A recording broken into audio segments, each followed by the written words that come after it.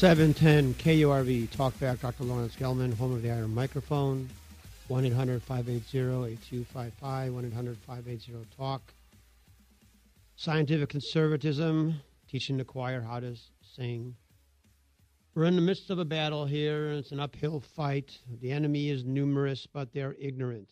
So maybe there's some hope for us after all. Well, we'll have to wait and see. Here we try to educate and cut through all the garbage, all the indoctrination, all the propaganda spewed out from our fascist dictatorship government through their arms of propaganda, the mass media, and the system of public education. A couple of topics we're going to talk about today, a little bit about the employment situation and the true state of the economy, and the underlying mechanism used to subvert the principles of the founding of the nation and to destroy the ideology that created the greatest nation on earth. There's much talk today about the improving economy. Balderdash. Economy is a disaster, probably one that has never been seen, at least in the modern era. And we're going to cut through the lies of the government using government's own statistics. Information that is gleaned from the Bureau of Labor Statistics. And what is the media telling us? That the economic situation is improving, that jobs are appearing, that we're finally turned the corner. Let's look at reality. If we look at the Bureau of Labor Statistics and we look from the years 2001 to 2008, what we find is that in the United States, the population went up about 20 million people. We had about 2.5 million people per decade. And about 30 million people per decade, about 2.5 million or 3 million per year. So from the years 2001 to 2008, we went from a population of from 2001 to 2008, the population went from about 280 million to right around from 290 million to a little over 300 million. Of that, the segment that is potentially employable went from the adult population, potentially employable, went from 215 million to 233 million. The potential workforce increase went from 143,734,000 to 154,287,000, or about 11 million added potential workers. Of that 11 million, the ones who actually found work, interestingly enough, was 134 million to 146 million. So almost everyone, or more than everyone that came new into the workforce found a job, plus a few 100,000 of those that had been previously unemployed. So what we have here is in those 8 years, from 2001 to 2008, we increased the number of people in the job market by 12 million, about 1.5 million per year, which is about the number of potential workers that were added into the workforce. So pretty much 100% of the new people coming into the workforce found employment between 2001 and 2008. Let's look at the Barack Obama years, 2009 to February of 2012. The amount of the people added to the adult population potential workforce went from 235 million to 242 million, or about 7 million, which is what was anticipated to be done. However, those that were actually in the workforce, instead of going up 4.5 million as they did as they did in 2001, 2008, with 1.5 million added per year, the number of people that went into the workforce between 2009 and 2012 actually declined by 500,000. That's an amazing statistic. That means that there were actually less people in the potential workforce in 2011 than in 2009. Well, how is that possible? Well, the way the government works out their employment statistics, if you've been out of work for more than a year or so, you're no longer counted as in the workforce. And if you've never had a job, you're not counted in the workforce until you get a job. So all the people graduating from college that couldn't find a job, that want the job or wanted a job and could not find one, they are not counted in the workforce. So the real statistics of the economy are this: even though the number of people that could be employed or were considered employable went down by 500,000 between 2009 and the end of 2011, the number of people unemployed went from 8,900,000 to 12,800,000, so nearly 4 million people. So at the same time that the workforce declined by 500,000 potential workers, the actual number of unemployed went up by 4 million.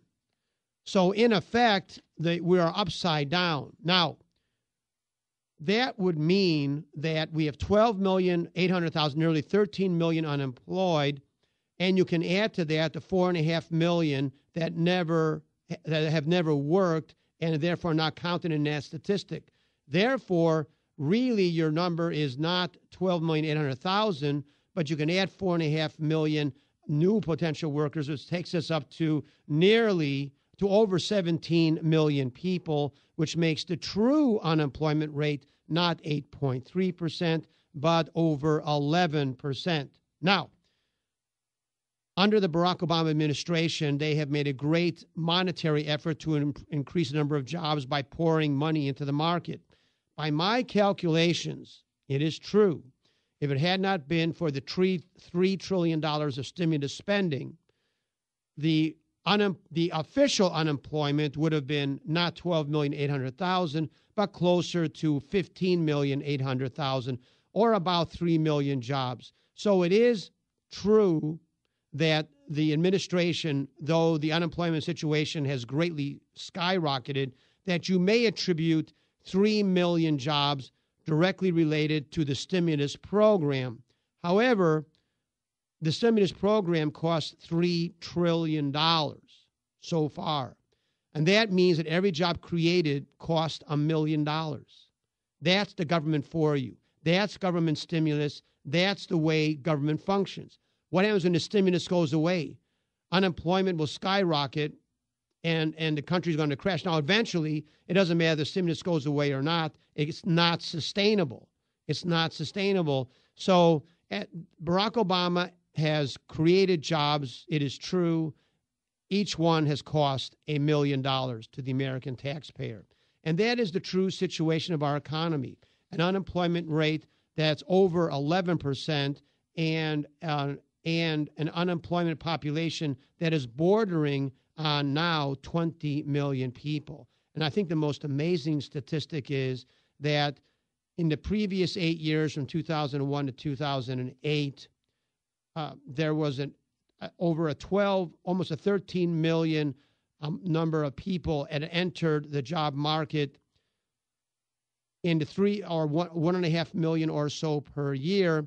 And in the Barack Obama 3 years, in the 3 years of Barack Obama, not only have 4.5 million people not entered the market in those 3 years, the actual workforce has declined by 500,000 people. And I think that shows you how the real economic situation. Now, of course, productivity is what really counts. In the long term, it's productivity. In the short term, you can look at, when I mean short term, 10, 20 years. In the long term, it's productivity and not jobs. After all, employment in Cuba is 100%. Employment in the Soviet Union, when it existed, was 100%. That was because it was make work. You know, one group of people digs ditches, the other group fills up ditches.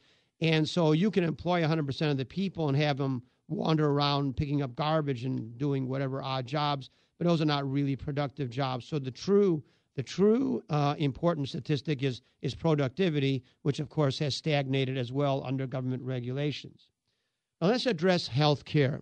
And we're going to address health care because under the supposition which we have presented that all that government tells you is a lie until proven otherwise, we're going to look at an example of that in the Medicare and Medicaid system. Now, we are told on a daily basis from the arms of propaganda, the system of public education, and the mass media that is being promulgated by our fascist dictatorship. We are told there's not enough money in health care to provide excellent health care for all Americans, and there has to be some control or some clamps put on the economic component of it. Now, I guess the question arises, what's more important, your health or your money? And I guess you can decide that on your own. But the assertion that there's not enough money in health care is complete and utter nonsense. Government insurances, Medicare and Medicaid, are in fact the most costly health care insurances in the world by far. They cost, Medicaid costs $8,000 per eligible individual, and Medicare, all inclusive, is up to about $15,000 for every Medicare eligible individual. This is far more expensive than even the most Cadillac of private insurances. Now, we are also told that Medicare and Medicaid are programs which exist to guarantee access to health care for the elderly and the poor. That is also absolute nonsense. We are led to believe that the inadequacies and the holes in Medicare and Medicaid are due to that mismanagement is due to negligence and incompetence. That would be charitable to say that. The real reason there is the disparity in health care, where Medicare and Medicaid, though costing much more than private health insurance, reimburses physicians and necessary health care much less than private insurance. The reason that exists is because of the reason that Medicare and Medicaid truly exist. And the reason that Medicare and Medicaid truly exist is to take the decision-making power out of the hands of the patients and their physicians and hand that power over to government. Why? Because first, it massively increases government power, and secondarily, it allows government and its bureaucrats to funnel monies to the friends, relatives, cronies, and contributors of politicians and bureaucrats. That is why those 70% of individuals eligible for Medicaid are children. That 70% of the money goes to disability payments. That is why if your child weds his bed at night, that Medicaid pays for 300 diapers a month, 10 diapers a day. And so why does Medicaid do that? To help the mother with her bedwetting child? Of course not. It is to make Kimberly-Clark and Pampers rich, the manufacturers of Pampers rich, and to guarantee that mothers keep their kids on disability, on psychological disability, in order to enrich the pharmaceuticals. The government pays the mother $800 for every child considered to be with attention deficit disorder or something else like that, diagnosed by a non-qualified individual. And the pharmaceuticals, in which they make more money off of antipsychotics and antidepressants and anti-bipolar medications and the rest, that is where pharmaceuticals make the most of their money. And that is why the Medicaid spends the most money on pharmaceuticals, not on antibiotics, not on drugs for diabetics, not for medications to control blood pressure or cholesterol, but to pay for antipsychotics and antidepressants, where 4 of the top 10 drug classifications that Medicaid pays for in the United States is for psychiatric medications. I'm not talking about the most prescriptions written. I'm talking about the most dollars spent. The pharmaceutical corporations, their major profit driver is for psychiatric medications, and that is why those rules exist. Now, there's this deal going on in the Supreme Court about health care and the mandate and the legality and constitutionality of health care, or the Obamacare.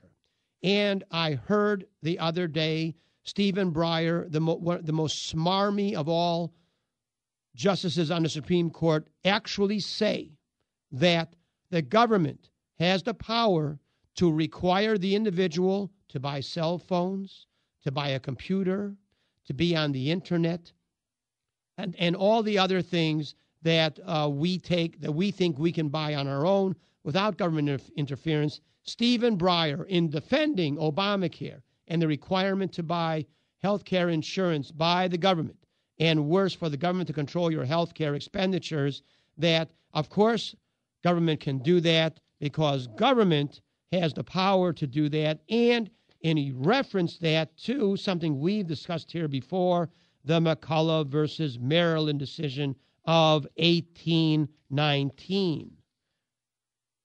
What was that decision? That was the decision by Chief Justice Marshall in 1819 that gave the power of the federal government to create the Federal Reserve. And in that decision, in the McCullough versus Maryland decision, what the decision says is there is nothing in the Constitution of the United States which exclude incidental or implied powers. That is a falsehood. That is not true. What the Constitution does say in the 10th Amendment is the power is not delegated to the United States by the Constitution, nor prohibited by it to the states, are reserved to the states respectively or to the people. What does that mean? That the federal government has no implied powers, that all implied powers revert to the people or the states, that the central government is denied all implied powers. The only powers the central government have are the enumerated powers listed in the Constitution. And it shows you what has been done to our country by the Supreme Court and by our government in general. In the McCullough versus Maryland decision, the decision was made that allowed the Federal Reserve. Why was it necessary to have a central bank? So that the government wouldn't have the inconvenience of having to explain their foreign adventurism and their domestic tyranny, because now they could print up their own money and borrow their money without asking the American people, and borrow as much as necessary simply by printing it up, coming through a new agency not permitted by the Constitution, the fourth branch of government, the Federal Reserve. Now, the mechanism the government uses in order to control our lives is very basic. Essentially, is the perversion of the Constitution, which allowed the government to do whatever it wants and allowed the president to create edicts instead of having to go through the legislative process. Once again, in our study of the Constitution and its undermining and perversion by the Supreme Court and by the federal government for the purpose of enslaving the American people by wresting power away from the American people and handing it over to the federal government. You heard a lot about the Commerce Clause. There's a lot of talk about the Commerce Clause these days as to whether the Commerce Clause allows the federal government to mandate health insurance for all Americans. The debate is off target right from the start because the Commerce Clause has been perverted by the government and doesn't mean what it was meant to mean. And so it is like having a debate among individuals who agree beforehand that the world is flat, and then discuss whether it's a rectangle or a square, and then discuss other aspects of it. But when you have your false premise, then your conclusions will ultimately be false. But just because a premise is false and a conclusion is false, doesn't mean people don't get hurt. Because you can come up with a false premise, and that false conclusion can kill you. Perfect example is Nazi Germany. False premise: the Jew is not equal to an Aryan. Faulty conclusion: the Jews their rights can be taken away because they're not citizens. Ultimate result of the false premise and erroneous conclusion: 6 million dead. Don't think that false premises and erroneous conclusions are cast aside eventually. Before they are cast aside, those erroneous conclusions can lead to destruction and death. So let's go back to the origin of the Commerce Clause and see what it really means, and that the entire debate is fallacious to begin with, because the definition of the Commerce Clause and the understanding of the Commerce Clause has been so perverted that any result coming out of the utilization of the Commerce Clause, which is based upon the false premise of a new understanding of the Commerce Clause, can only lead to erroneous conclusions, and disaster awaits us when you have erroneous conclusions. If you set the wrong navigation parameters, you're going to crash, and that's where this country is going, towards a crash. The Commerce Clause is listed in Article 1 of Section 8 and Section 8, in which gives a number of clauses of powers to the legislative branch. Now remember that we're talking about the legislative branch. And what does the Commerce Clause say? The Congress shall have the power to regulate commerce with foreign nations and among the several states and with the Indian tribes.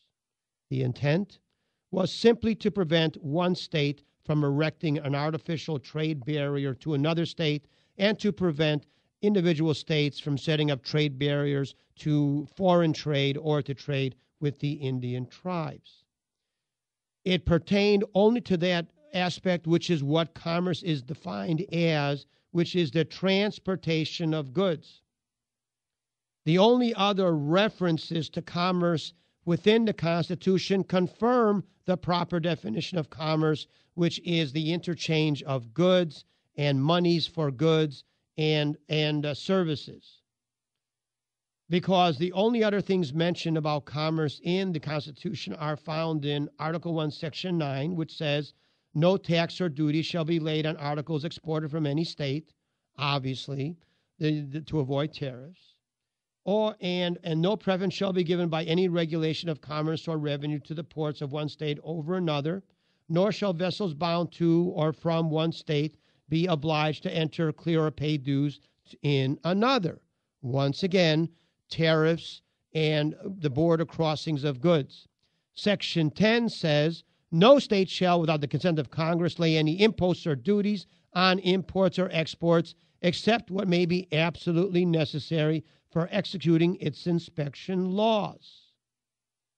And so you can see every aspect of commerce that is addressed within the Constitution only has to do with tariffs and goods traveling across state lines or coming into the country from abroad or from other entities such as the Indian tribes.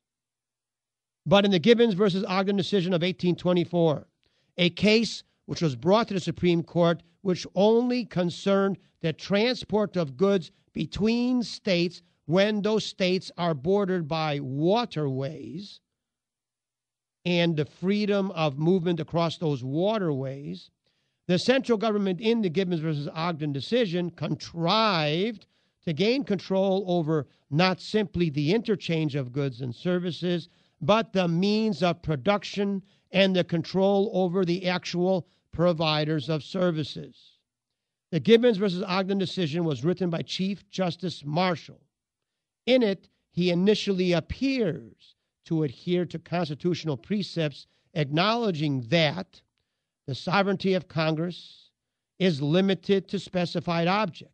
But then Marshall quickly and immediately devolves into a perversion of the Constitution by saying that the Congress is plenary as to those objects, plenary meaning unlimited and absolute.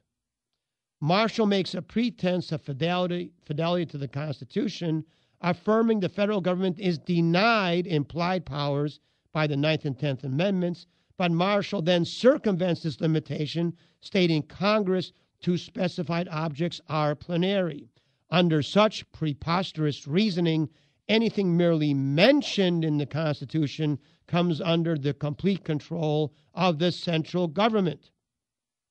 Once having assumed absolute sovereignty over everything mentioned in the Constitution, Marshall still lacked the means to achieve the usurpation over American enterprise. He therefore proceeded to fabricate the definition of the word commerce. The correct definition of commerce found in the dictionary is and interchange of goods, services, or currency between parties.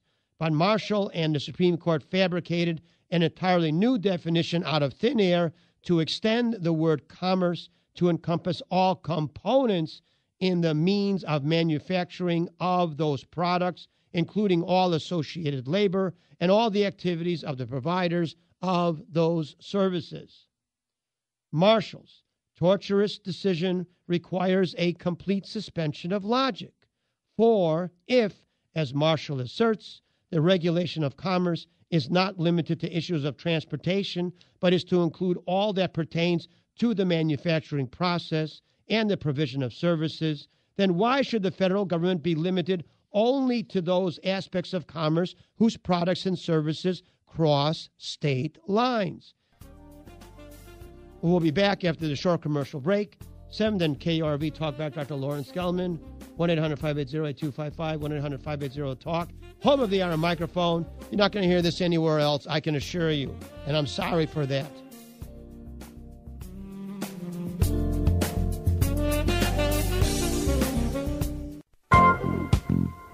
We're back. Home of the hour microphone talking about the Commerce Clause. If the government had reason to control manufacturing in all its aspects, of what possible difference would it have made if the goods are transported across state lines? Marshall and the court don't even address that paradox, simply allowing themselves to get a half a loaf by stating the completely internal commerce of a state then may be considered as reserved for the state itself. By doing so, Marshall expresses what is implied throughout the Constitution, an underlying principle that the federal government is prohibited from being involved in the internal affairs of a state. Marshall did that because he knew he had crossed the line.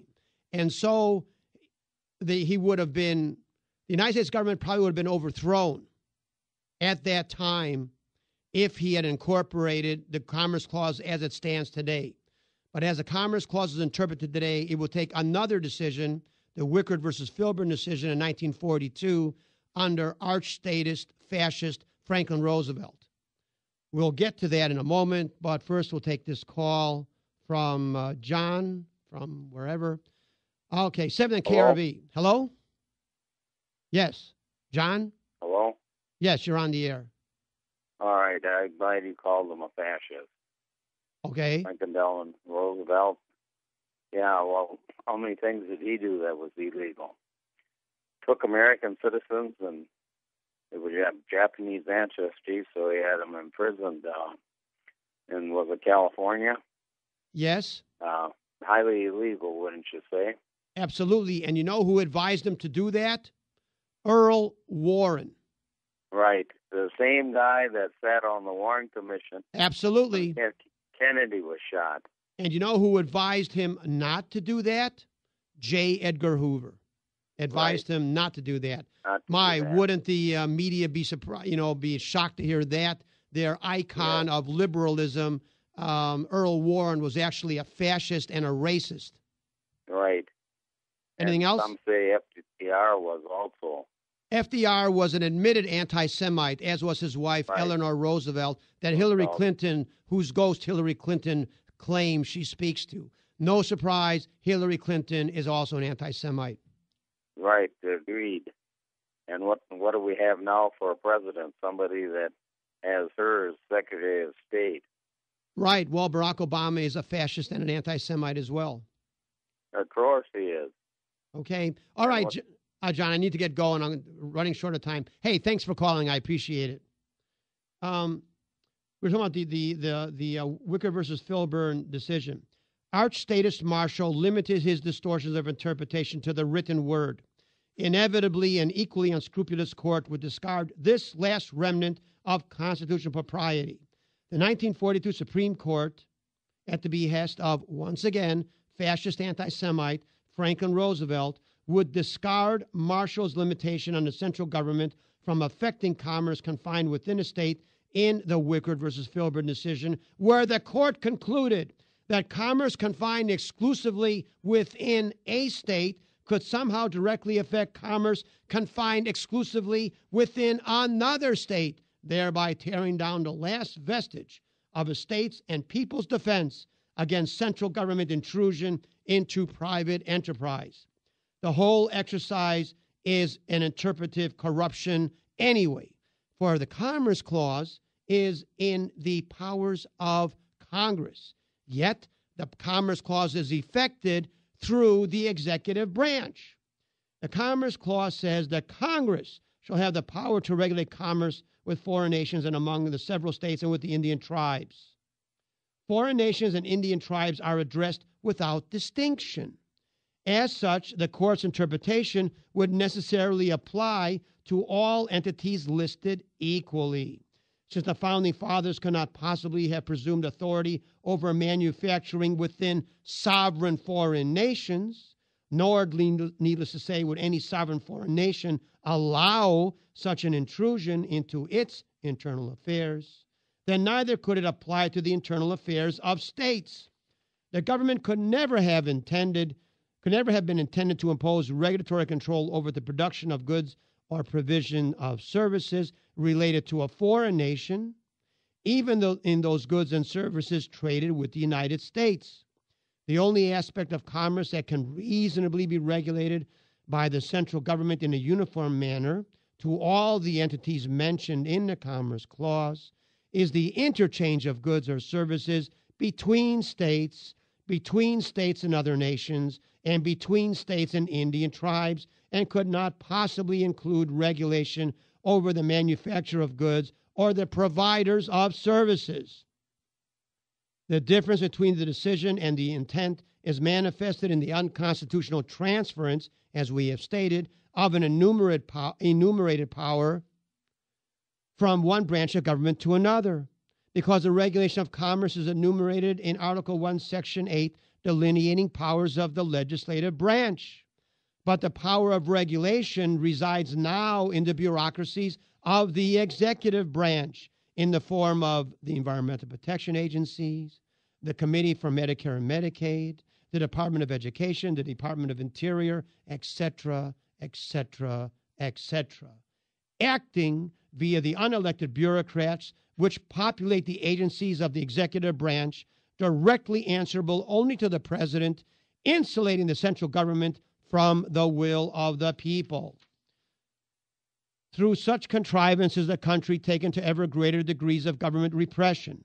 This purposeful distortion of the Commerce Clause aptly demonstrates the federal government's wanton disregard of constitutional principles through the arbitrary exercise of centralized regulatory control indistinguishable from any other totalitarian state. The citizen has been brought under a regulatory yoke applied by an army of autocratic, petty bureaucrats, crafting and then applying regulations wantonly, wielding authority arbitrarily, answerable to no one, and prone to gross misfeasance, nonfeasance, and malfeasance. Bureaucrats appointed by the president, now through decree, can essentially legislate without participation by the Congress and without the consent of the people. Federal government intrusion into private enterprise became theoretically and subsequently substantively unlimited in scope. The federal government nationalized legislation, applied mandates coercively, enforced assessed economic punishment to recalcitrant states, implemented oppressive regulations, and promoted the evisceration of every effort of the independent citizenry to shake off the shackles of central government authoritarianism. Where did the government get the money to do this? The government is nothing other than a thief. We are now going to talk about the law, so-called law, that put in the personal income tax. The Constitution does not give the central government the authority to place a direct federal income tax on individuals. For as Section 9, Article 1 states, in congressional limitations, no capitation or other direct tax shall be laid unless in proportion to the census or enumeration directed to be taken. Passage of the 16th Amendment in 1913 eliminates this limitation of Congress. That amendment says that Congress shall have the power to lay and collect taxes on incomes from whatever source derived, without apportionment among the several states, and without regard to any census or enumeration. This amendment is contrary to original intent, as it is a direct reversal of an article of the Constitution. Reversal is not synonymous with amending. To amend means alter to improve. Reversal means to undo completely. Never before or since has such a brazen assault on the Constitution and the founders' intent occurred. There is no provision or mechanism found in the Constitution permitting a reversal of any component of the articles within the Constitution. This should surprise no one, since the Constitution was well thought out and meant to create an unchanging power relationship between the government and the people. There is no provision in the Constitution allowing the federal government a direct tax upon individuals. Direct taxes can only be assessed upon individuals by their respective states. The 16th Amendment is unconstitutional.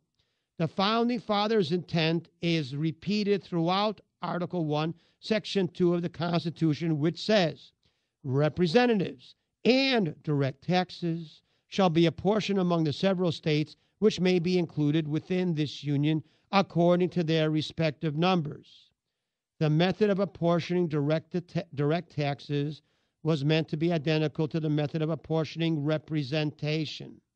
The number of representatives assigned to each state is directly proportional to the number of residents in a state, independent of the state's wealth or size.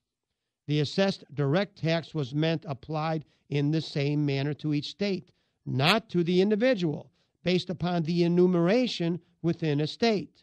After all, was not the motto of revolution, no taxation without representation?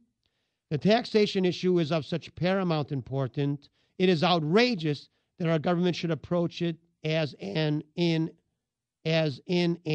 oh, never mind, manner.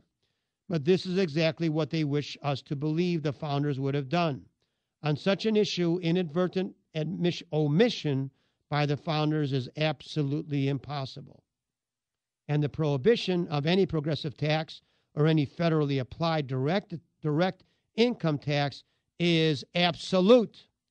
The benefits derived from tax money was to be distributed equally, not proportionally, as in the case of the national defense, where every citizen receives equal benefit of national defense.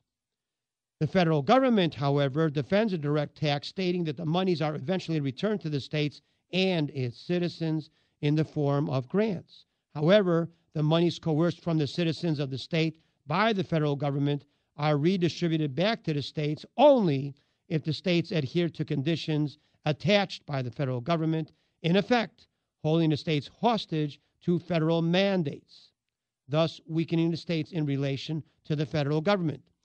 That just happened recently in Texas, where the federal government withheld $35 million earmarked for healthcare services for women because the state of Texas honorably defunded the abortionists in Planned Parenthood.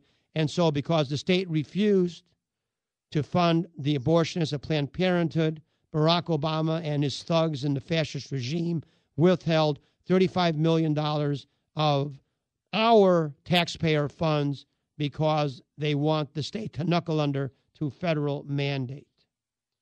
Therefore, through such means, our unconstitutional fascist programs, such as Medicare and Medicaid, and restrictive regulatory oversight by the federal agencies, such as the Environmental Protection Agency, the Occupational Safety and Health Agency, the Federal Department of Education, and all the rest, foisted upon the states and its citizens through either economic extortion or crafting a culture of dependency for federal funding.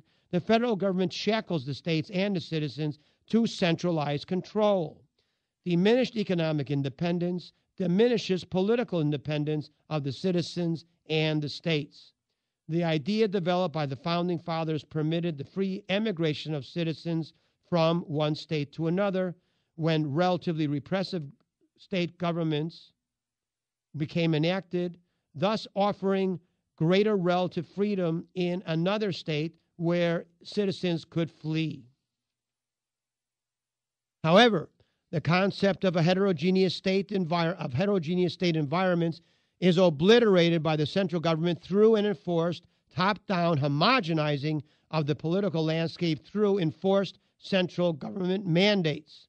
This severely restricts states' independence, as every enterprise is required to adhere to federal regulation of its activities, whether it is dictating a uniform system of public education, requiring unionization of labor, the application of environmental regulations, limiting utilization of natural resources, or any number of other central government edicts or requirements enforced through the threat of withholding federal funding.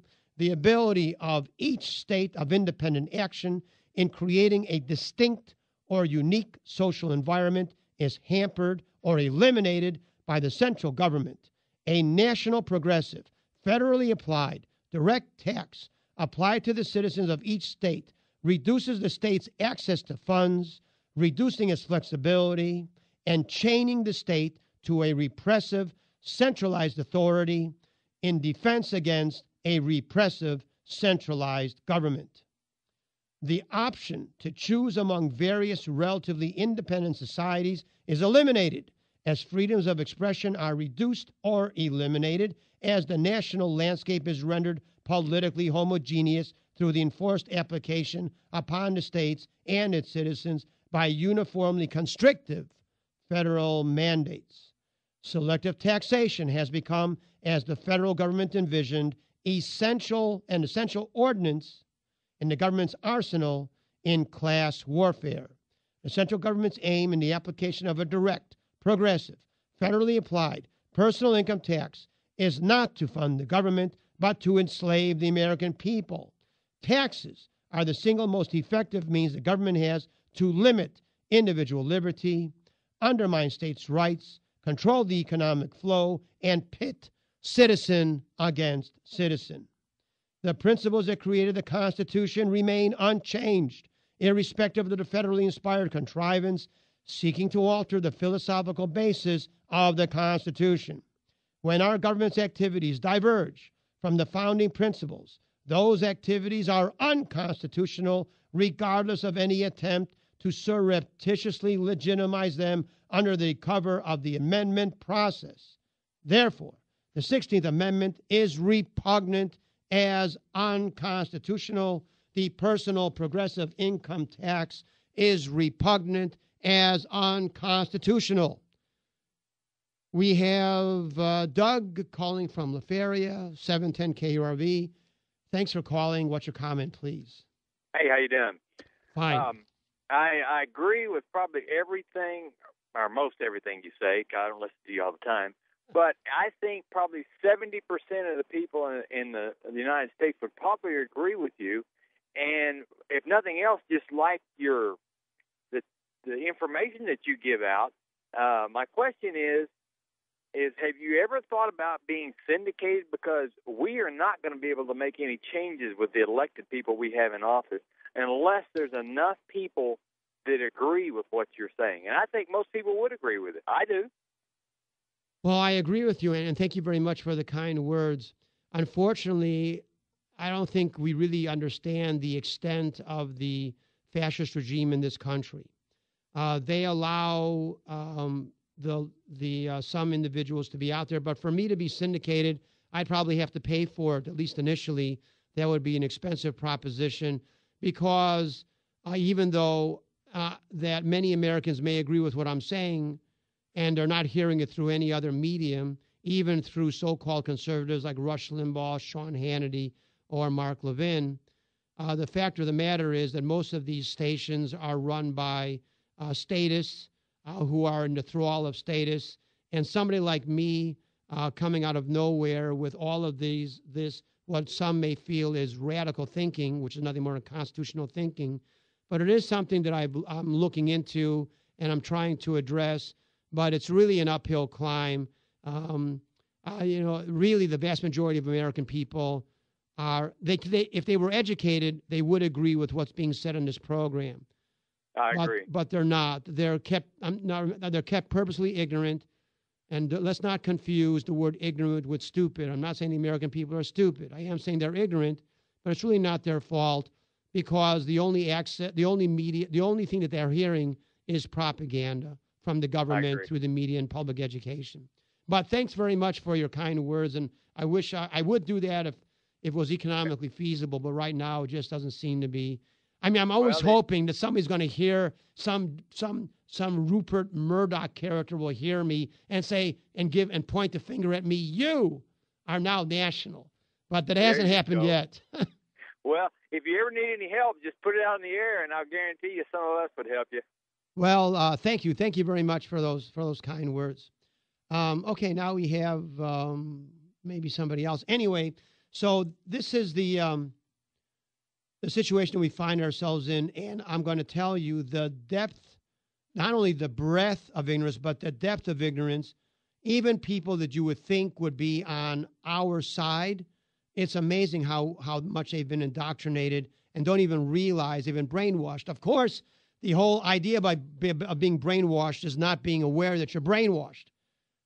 Now we have Joe calling from McAllen, 710 KRV. Thanks for calling. What's your comment, please? Hi, Dr. Gelman. I appreciate your show. I'm sorry I haven't heard the whole thing today, but I did hear the last few minutes where you were talking about, I think, the income tax. Yeah. I don't know if you mentioned, so I don't want to repeat something you've already said. All right, go ahead. I think a lot of people don't know, for example, going back to, I think it was Ronald Reagan who commissioned the Grace Commission, and they came up after their study to find out that not one single cent of income tax, federal income tax, goes to provide any government services at all. It all goes to pay the debt, which people don't even understand why do we have a national debt? Who do we owe the money to? We owe the money to the Federal Reserve, which prints money, even though our Constitution says that money actually, excuse me, I got a little bit of sore throat. Yeah. Money, according to the Constitution, is actually supposed to be coin, gold and silver coin. Absolutely right. So the entire system is, and that's the biggest tax of all, actually, is inflation, because the dollar, the value of the dollar has dropped by about 95% since it first came out in 1913, at least our current dollar. So if people do not understand the real problem, the problem with the economy is not a problem with the economy, it's a problem with the entire system that was set up by these international bankers, shareholders, private shareholders. In other words, we are getting our money. And why are we getting our money from a private bank when we're a country of, at least 300 million people? We can print our own money. When John F. Kennedy tried to do that, though, he was dead within a few months. So that is the real crux of the issue. And until that is actually dealt with, no amount of voting, and, people talk about we need to vote the bums out and this sort of thing. The problem is that the bums have been bought off by the bankers, the international bankers, and they have so much money since they can print as much as they want. They've never been audited since 1913. So what happens is that they're already providing us with their next set of candidates that they have actually provided for. So it doesn't matter who we vote for, is my opinion. It doesn't matter how many people vote. I'm sorry, Joe. We're out of time. But thanks for calling. Next time, call a little earlier. Thanks for calling. Joe is actually absolutely correct. The Federal Reserve is what gives the money to the government to enslave us and to be on foreign adventurism, and almost all taxes that are collected from individuals just goes to pay off the national debt. And the question is, why do we have a national debt? We have a national debt to allow our government to enslave us, and that is essentially it. And that is why the Federal Reserve is an unconstitutional entity created by the government specifically to enslave the American people. Thank you, Joe. You're absolutely correct. Right. Call back whenever you want. That's it for this hour. It's 7th and KRV Talkback with Dr. Lawrence Gelman. You're going to hear stuff you don't hear anywhere else, but we're going to keep doing it as long as we can. Thank you for calling, and we'll be back after this commercial break.